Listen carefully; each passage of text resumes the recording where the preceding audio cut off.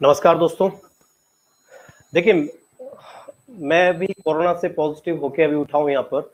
अभी रिपोर्ट मेरी हाल ही में नेगेटिव आई है। तो मेरे बहुत सारे फ्रेंड्स हैं जो मुझसे रेगुलर पूछते हैं कि क्या हमें वैक्सीन लगवाना चाहिए या नहीं लगवाना चाहिए। तो हालांकि मैं कोई डॉक्टर नहीं हूँ, पर फिर भी मैं आप लोगों के सामने अपने कुछ व्यूज शेयर करना चाहता हूँ। तो वैक्सीनेशन क्या है, उसे लगवाएं या ना लगवाएं, उन सबसे पहले बहुत जरूरी होता है आप ये समझ लें कि वैक्सीनेशन होता क्या है, वैक्सीन बनती क्या है। अगर आपको वैक्सीन का प्रोसेस समझ में आ गया तो आप वैक्सीन को समझ जाएंगे कि ये आपके लिए पॉजिटिव है, नेगेटिव है।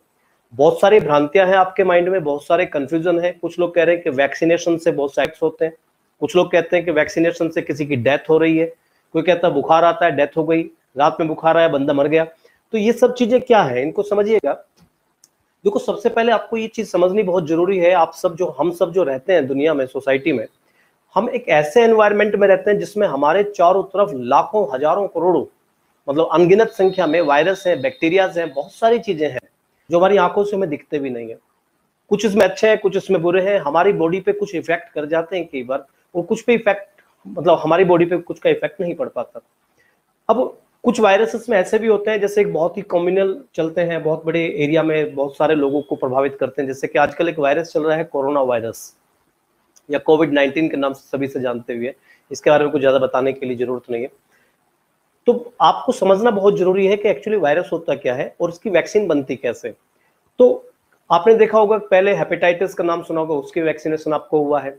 पोलियो था, या पोलियो से पूरा दुनिया एक बार को बहुत ज्यादा प्रभावित हो गई थी, बाद में आके पोलियो को एक टाइप से खत्म कर दिया गया। खासतौर से इंडिया ने इसके ऊपर बहुत काम किया। या कोई भी आप समझ सकते हैं, जैसे हेपेटाइटिस का बहुत सिंपल सा एग्जांपल आपके सामने, हेपेटाइटिस से जानते हैं, बीसीजी था, या फिर चिकन पॉक्स था।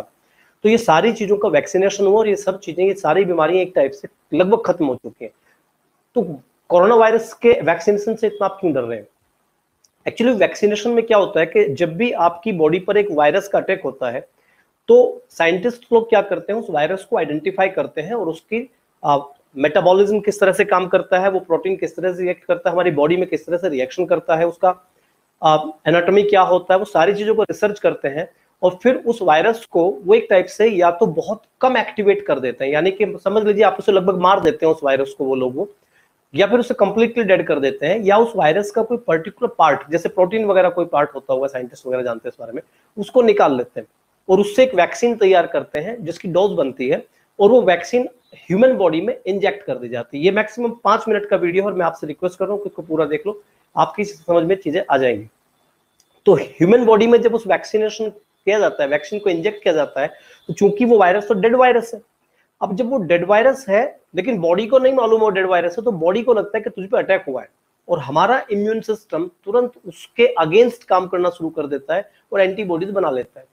अच्छा, आप हमारा इम्यून सिस्टम जो होता है, हमारा इम्यून सिस्टम एंटीबॉडीज तब भी बनाता है जब हम पे रियल वायरस का अटैक होता है।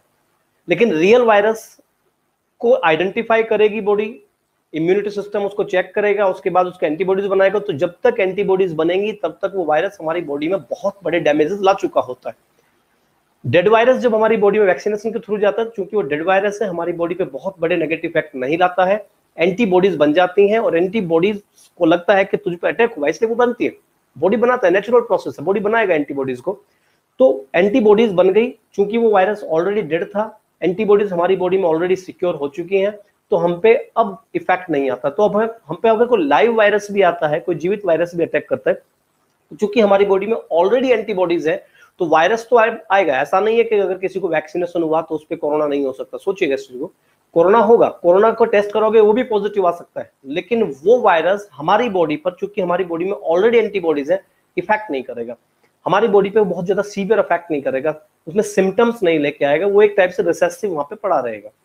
तो एक तो हमारा एंटीबॉडीज बन जाती हैं।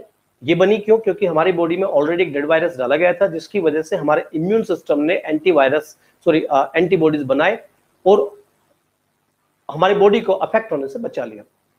वायरस का पहला, एंटीवायरस का जो होता है, एंटीवायरस जितने ही बनाए जाते हैं उनका सबका पहला इफेक्ट यही होता है, जिसे हम लोग बोलते हैं वैक्सीनेशन के थ्रू आपकी बॉडी में जो भी एंटीवायरस या फिर वायरस के अगेंस्ट जो भी इम्यूनिटी सिस्टम स्ट्रॉन्ग होना होता है, उसको वो एक्टिवेट कर देता है।